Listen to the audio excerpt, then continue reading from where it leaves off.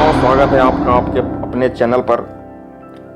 दोस्तों, कभी कभी आपने देखा होगा जब आप छत की ढलाई कर रहे होंगे या किसी प्रोजेक्ट में भी काम कर रहे होंगे, कंक्रीटिंग चल रही होती है और नीचे मिस्त्री बैठा होता है, ऊपर वो आवाज़ दे रहा होता है, अरे गजोधर, बहुत सूखा माल भेज रहा है भाई, पानी डालो।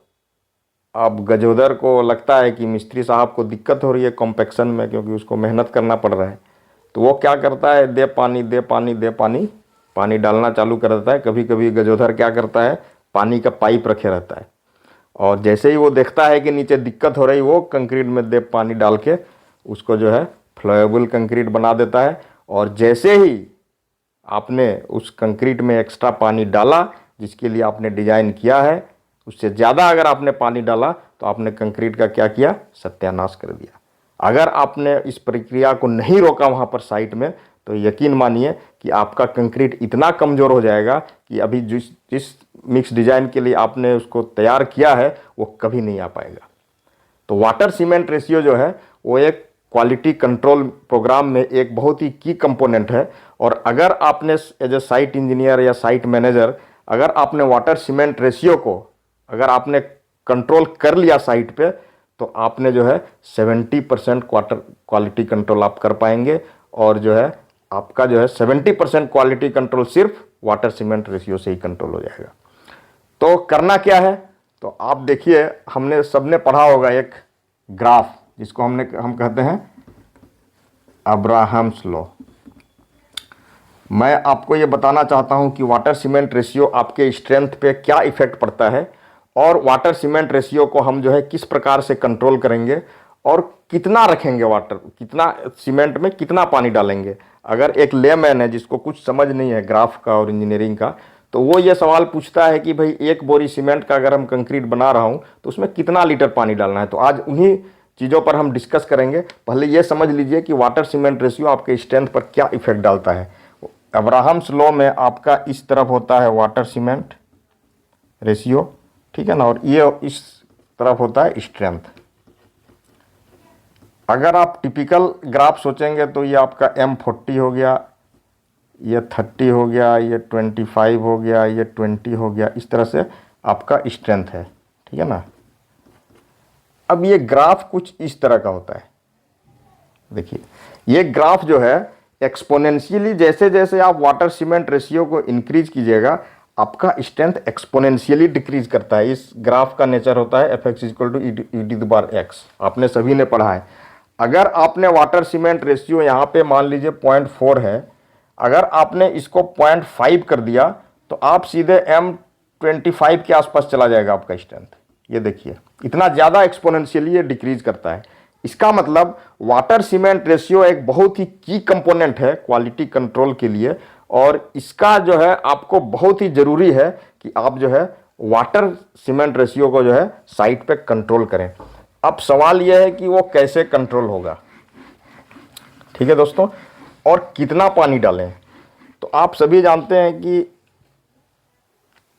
पानी जब सीमेंट में मिलता है तो जैसे ही सीमेंट में पानी डाला जाता है तो एक प्रोसेस शुरू होता है जिसको हाइड्रेशन बोलते हैं। तो जैसे ही हाइड्रेशन का प्रक्रिया चालू होगा और सीमेंट उतना ही वाटर एब्जॉर्ब करता है जितना उसको हाइड्रेशन का प्रोसेस को कंप्लीट करने के लिए चाहिए। तो अगर आपको इस पूरे प्रोसेस को समझना है तो आप SP23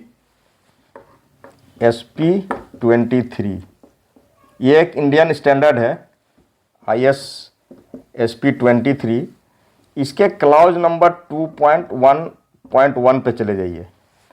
यहाँ पे आपको एक चीज़ मिलेगी कि ये कहता है कि 1 ग्राम सीमेंट को जो है कंप्लीट हाइड्रेशन के लिए कितना पानी चाहिए, 0.253 ग्राम बस, ठीक है। ये आपको एक गाइडलाइन दे दिया, ठीक है, कि 1 ग्राम सीमेंट को, सीमेंट ऑफ नॉर्मल कंस्टिट्यूएंट जो है 0.253 ग्राम क्या चाहिए, वाटर चाहिए, ठीक है। ये आप देख लीजिए, मेरे पास SP23 है, इसमें आप 2.1.1 यही लिखा है, each gram of cement of average composition needs about 0.253 gram of water for chemical reaction. अब ये जैसे ही आपने 0.253 ग्राम पानी डाला, इसका केमिकल रिएक्शन पूरा हो जाएगा और उसके बाद जो भी पानी आप डालेंगे वो इवापोरेट हो जाएगा। अगर आप ज़्यादा पानी डालेंगे तो क्या होगा, वो पानी कंक्रीट के अंदर रहेगा और लास्ट में इसके अलावा जो भी पानी रहेगा वो इवापोरेट होना है उसको। तो जैसे ही वो इवापोरेशन होगा वैसे ही वो वॉइड्स क्रिएट करेगा कंक्रीट में और आपका कंक्रीट का स्ट्रेंथ कम हो जाएगा। तो ये तो वो पानी है जो आप मिनिमम आपको चाहिए हाइड्रेशन के लिए। तो 1 ग्राम सीमेंट के लिए 0.253 चाहिए, ठीक है। तो एक 50 केजी का बैग के लिए, ठीक है ना, 50 केजी का एक बैग सीमेंट के लिए आपको कितना चाहिए, लगभग 12.5 लीटर, लगभग यही आएगा, ठीक है ना। तो ये आप एक बैग सीमेंट का अगर आप कंक्रीट बना रहे हैं तो आपको 12 लीटर पानी डालना है। किसके लिए, हीट ऑफ हाइड्रेशन के लिए। उसके बाद भी कुछ उसमें इवापोरेशन का कंपोनेंट है, उसमें आपका सैंड है, एग्रीगेट है। तो उस सब को मिला के जो है हम ये मान के चलते हैं कि इसका जो है 0.4 हम इसका कंसिस्टेंसी मान के चलते हैं। तो इस हिसाब से ये आता है करीब करीब 20 लीटर, ठीक है। तो अगर आप कुछ नहीं जानते हैं इंजीनियरिंग, आप अपने घर की ढलाई कर रहे हैं, तो आप सिर्फ इतना कीजिए कि एक बैग सीमेंट के का जो कंक्रीट बन रहा है उसमें आप 18 से 20 लीटर पानी डालिए। 18 से 20 लीटर, बस 20 लीटर मैक्सिमम है, मैं मैक्सिमम बता रहा हूँ, उससे ज़्यादा तो बिल्कुल नहीं डालना है। 18 लीटर या उससे 20 लीटर। इससे कम डालने के भी उपाय हैं, मैं अभी वो बता रहा हूँ कि अगर मैं चाहता हूँ कि मैं 15 लीटर पानी डालूँ तो स्ट्रेंथ मेरा और आएगा, क्योंकि हमारा लिमिटिंग तो 12.5 है, ठीक है ना। तो उसका क्या तरीका है वो मैं आपको बता रहा हूँ अभी, ठीक है। तो देखिए, इस चीज़ को समझिए कि हमारे कंक्रीट में 4 कंपोनेंट हैं। पहला क्या है, सीमेंट। दूसरा क्या है, एग्रीगेट। फिर क्या है, सैंड और वाटर। यही 4 कंपोनेंट है, कोई 5वां कंपोनेंट नहीं है। अब इस चारों को अगर आपने मिक्स डिजाइन के हिसाब से मिलाया, ठीक है ना, और आपका एक कंक्रीट का एक प्रॉपर्टी तैयार हुआ। अब आप अगर कोई इस कंक्रीट की प्रॉपर्टी को चेंज करना चाहते हैं तो आपको एक 5वां कंपोनेंट डालना पड़ेगा जिसको हम एडमिक्सचर कहते हैं। तो एडमिक्सचर क्या है, what is admixture? Admixture is a component of a concrete which changes the physical property of the concrete as per the requirement or as desired। जैसे मान लीजिए आपका सीमेंट, आपका जो कंक्रीट है, आपका जो साइट है वो आपका कंक्रीट प्लांट से मान लीजिए इतना दूर है कि उसको आने में 1 घंटा लगता है। तो आपको क्या करना पड़ेगा, उसकी सेटिंग टाइम बढ़ानी पड़ेगी, ठीक है ना। कभी कभी ऐसा होता है कि आप जो है उसकी वर्केबिलिटी बढ़ानी पड़ेगी, क्योंकि पंप से कंक्रीट करना है। तो आपका फिजिकल प्रॉपर्टी को चेंज करता है। कौन सा फिजिकल प्रॉपर्टी को? तो पहला हो गया स्ट्रेंथ, ठीक है। एडमिक्सचर आपका कंक्रीट का स्ट्रेंथ को चेंज कर सकता है, उसकी वर्केबिलिटी को चेंज कर सकता है, ठीक है। और क्या कर सकता है, उसका सेटिंग टाइम को चेंज कर सकता है, ठीक है। अब हर प्रॉपर्टी को चेंज करने के लिए आपका अलग अलग एडमिक्सचर हम यूज करते हैं, उसके अलग अलग ब्रांड्स हैं, अलग अलग केमिकल नाम है, और कई सारे ब्रांड के अभी एडमिक्सचर आ रहे हैं जो कि इस तरह से करते हैं। तो अब आप जो है कितने तरह के एडमिक्सचर हैं ये तो हमने समझ लिया कि एडमिक्सचर जो है हम किसी भी कंक्रीट का फिजिकल प्रॉपर्टी को चेंज करने के लिए हम एक कंस्टिट्यूएंट डालते हैं, उसको हम एडमिक्सचर बोलते हैं। अब कौन सा प्रॉपर्टी के लिए कौन सा एडमिक्सचर डालना है और कितना क्वांटिटी में डालना है, इसके लिए जो है आपको रेफर करना पड़ेगा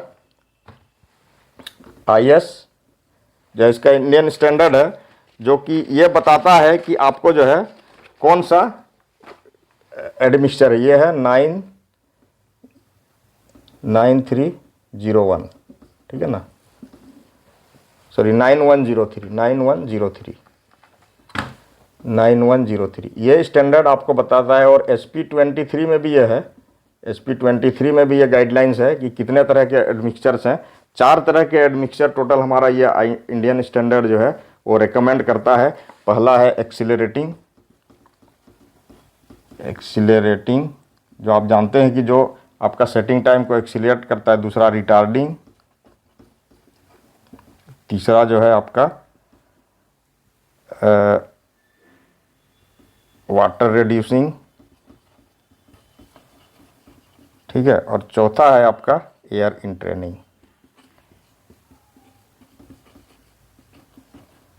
तो ये 4 तरह के जो है एडमिक्सचर्स हैं जो IS 9103 रेकमेंड करता है। किसी वीडियो में डिटेल में बात करेंगे कि इसके क्या क्या कौन कौन सा केमिकल कंपोजिशन है और कौन कौन सा ब्रांड्स अभी मार्केट में अवेलेबल है और उसको कितना क्वांटिटी में डालना चाहिए कि जो है हमारा कंक्रीट का अदर प्रॉपर्टीज नहीं चेंज हो जाए। जैसे अगर आप मान लीजिए स्ट्रेंथ बढ़ाना चाहते हैं और अगर सेटिंग टाइम चेंज हो जाए या और अदर प्रॉपर्टी चेंज हो जाएगा, मान लीजिए वर्केबिलिटी चेंज करना चाहते हैं और स्ट्रेंथ अगर घट जाए, तो ये जो बैलेंस है, चेक एंड बैलेंस, उसमें जो है क्वांटिटी का बहुत रोल होता है। कितना क्वांटिटी में जो है हम कौन सा एडमिक्सचर डालें, तो उसके लिए एक हम अलग वीडियो में बात करेंगे। आज के लिए इतना ही। बहुत बहुत धन्यवाद। जय हिंद, जय भारत, नमस्कार।